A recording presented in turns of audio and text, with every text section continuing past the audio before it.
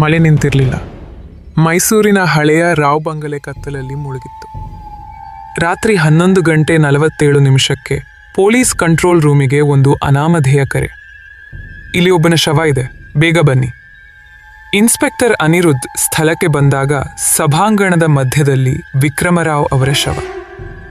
ಗಂಟಲ ಮೇಲೆ ಚೂರಿಯ ಗುರುತು, ಮುಖದಲ್ಲಿ ಭಯ, ಕೈಯಲ್ಲಿ ಮೊಬೈಲ್ ಫೋನ್. ಮನೆಯಲ್ಲಿ ಆ ಸಮಯದಲ್ಲಿ ಇದ್ದವರು 4. ಒಂದು ಮಾಲತಿ, ಪತ್ನಿ, 2 ಅಂದಳು, 2 ಕರಣ್, ಸಹೋದರ, 3 ಮೀರಾ, ಮಗಳು, 4 ಶರತ್, ಡ್ರೈವರ್. ಅನಿರುದ್ಧ್ ಗಮನಿಸಿದ ಒಂದು ವಿಚಿತ್ರ ಸಂಗತಿ.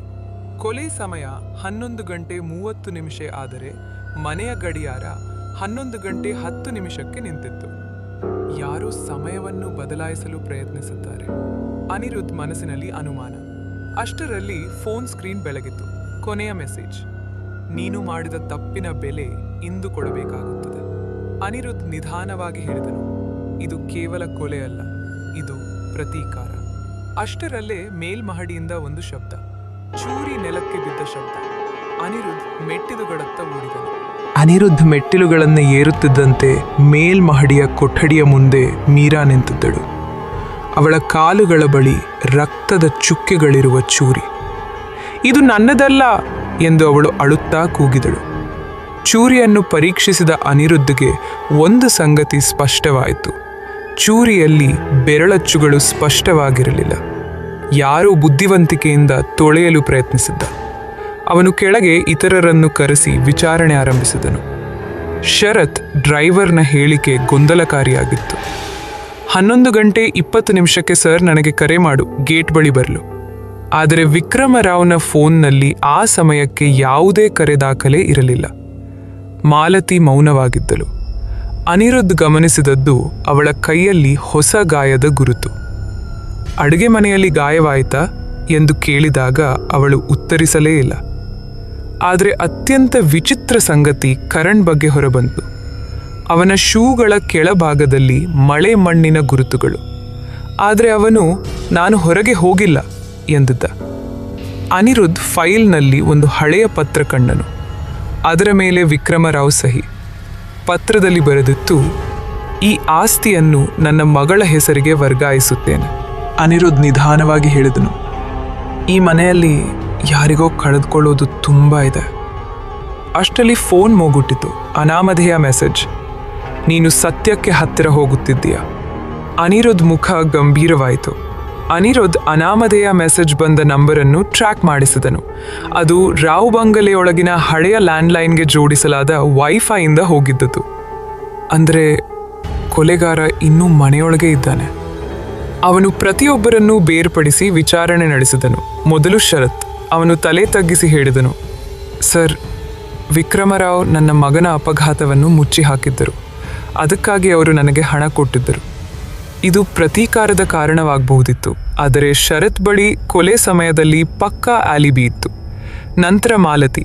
ಅವಳ ಧ್ವನಿ ಕಂಪಿಸುತ್ತಿತ್ತು. ಅವರು ನನ್ನನ್ನು ವರ್ಷಗಳಿಂದ ಬೆದರಿಸುತ್ತಿದ್ದರು. ಆಸ್ತಿ ನನ್ನ ಮಗಳ ಹೆಸರಿಗೆ ಹೋಗ್ತಿದೆ ಎಂದು ಗೊತ್ತಾದಾಗ ಅವರು ಕೋಪಗೊಂಡರು. ಅನಿರುದ್ಧ್ ಗಮನಿಸಿದನು, ಮಾಲತಿಯ ಗಾಯ ಅಡುಗೆ ಮನೆಯಲ್ಲಿ ಆಗಿರಲಿಲ್ಲ. ಅದು ಯಾರನ್ನೋ ತಡೆಯಲು ಪ್ರಯತ್ನಿಸಿದ ಗಾಯ. ಕೊನೆಗೆ ಕರಣ್. ಅವನು ನಗುತ್ತಾ ಹೇಳಿದನು, ಅಣ್ಣ ನನ್ನನ್ನು ದ್ವೇಷಿಸುತ್ತಿದ್ದ, ಆದರೆ ನಾನು ಕೊಲೆ ಮಾಡಿಲ್ಲ. ಅನಿರುದ್ಧ್ ಟೇಬಲ್ ಮೇಲೆ ಒಂದು ಫೋಟೋ ಇಟ್ಟನು. ಅದು 15 ವರ್ಷ ಹಳೆಯದು. ಫೋಟೋದಲ್ಲಿ ವಿಕ್ರಮರಾವ್, ಮಾಲತಿ ಮತ್ತು ಒಂದು ಯುವತಿ. ಆ ಯುವತಿ ಮೀರಾ ಅಲ್ಲ. ಮೀರಾ ನೋಡುತ್ತಿದ್ದಂತೆ ಬೆಚ್ಚಿ ಬಿದ್ದಳು. ಅದು ನನ್ನ ತಾಯಿ ಅಲ್ಲವಾ ಎಂದು ಕೇಳಿದಳು. ಮಾಲತಿ ಕುಸಿದು ಕುಳಿತಳು. ಸತ್ಯ ಹೊರಬಂತು. ಆ ಯುವತಿ ವಿಕ್ರಮರಾವ್ನ ಮೊದಲ ಪತ್ನಿ. ಅವಳ ಮರಣವನ್ನು ಅಪಘಾತ ಎಂದು ತೋರಿಸಲಾಗಿತ್ತು. ಅನಿರುದ್ಧ್ ಗಂಭೀರವಾಗಿ ಹೇಳಿದನು, ಈ ಕೊಲೆ ಆಸ್ತಿಗಲ್ಲ, ಇದು ನ್ಯಾಯಕ್ಕಾಗಿ. ಮಾಲತಿಯ ಕಣ್ಣಲ್ಲಿ ಕಣ್ಣೀರು. ಅವರು ನನ್ನ ಸಹೋದರಿಯನ್ನು ಕೊಂದರು. ನಾನು ವರ್ಷಗಳ ಕಾಲ ಮೌನವಾಗಿದ್ದೆ. ಅಷ್ಟರಲ್ಲಿ ಅನಿರುದ್ಧ್ ನಿಲ್ಲಿಸಿದನು. ಆದರೆ ನೀನೇ ಕೊಲೆಗಾರಳ? ಮಾಲತಿ ಉತ್ತರಿಸಲಿಲ್ಲ. ಅನಿರುದ್ಧ್ ಎಲ್ಲರನ್ನೂ ಸಭಾಂಗಣದಲ್ಲಿ ಸೇರಿಸಿದನು. ಮಳೆಯ ಶಬ್ದ ಇನ್ನೂ ಕಿಟಕಿಗಳಿಗೆ ಬಡಿದುಕೊಳ್ಳುತ್ತಿತ್ತು. ಕೊಲೆ 11:30 ಆಗಿಲ್ಲ ಎಂದು ಅವನು ಆರಂಭಿಸಿದನು. ಅದು 11:05 ಆಗಿದೆ. ಅದಕ್ಕಾಗಿಯೇ ಗಡಿಯಾರವನ್ನು ನಿಲ್ಲಿಸಲಾಗಿದೆ. ಅವನು ಚೂರಿಯತ್ತ ತೋರಿಸಿದನು. ಈ ಚೂರಿ ನಿಜವಾದ ಆಯುಧವಲ್ಲ, ಇದು ಗಮನ ತಪ್ಪಿಸಲು ಇಡಲಾದದ್ದು. ಎಲ್ಲರ ದೃಷ್ಟಿ ಗೊಂದಲದಲ್ಲಿ. ಅನಿರುದ್ಧ್ ಮುಂದುವರಿದನು. ವಿಕ್ರಮರಾವ್ ಸತ್ತಾಗ ಅವರ ಕೈಯಲ್ಲಿ ಚೂರಿ ಇರಲಿಲ್ಲ. ಅವರು ಪುಸ್ತಕದ ತೂಕದ ಕಾಗದ ಕತ್ತರಿಸುವ ಚಾಕುವಿನಿಂದ ಕೊಲ್ಲಲ್ಪಟ್ಟರು. ಅವನು ಮ್ಯಾಜಿನ ಮೇಲೆ ಒಂದು ಹಳೆಯ ಲೆಟರ್ ಓಪನರ್ ಇಟ್ಟನು. ಮೀರಾ ಬೆಚ್ಚಿ ಬಿದ್ದಳು.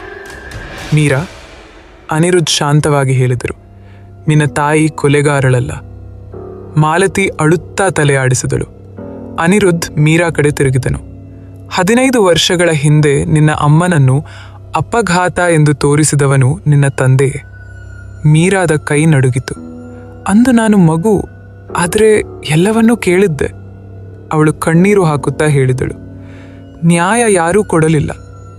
ಅನಿರುದ್ಧ್ ಹೇಳಿದರು, ನೀನು ತಂದೆಯೊಂದಿಗೆ ಆಸ್ತಿ ಪತ್ರದ ಬಗ್ಗೆ ಮಾತನಾಡಲು ಬಂದೆ. ಜಗಳ ಆಯಿತು. ನಿನ್ನ ಕೈಯಲ್ಲಿದ್ದ ಲೆಟರ್ ಓಪನರ್ನಿಂದ ಕೊಲೆಯಾಯಿತು. ಮೀರಾ ನೆಲಕ್ಕೆ ಕುಸಿದಳು. ಅವರು ನನ್ನ ತಾಯಿಯನ್ನು ಕೊಂದರು ಸರ್. ನಾನು ಮೌನವಾಗಿರಲಿಲ್ಲ. ಪೊಲೀಸರು ಮೀರಾವನ್ನು ಬಂಧಿಸಿದರು.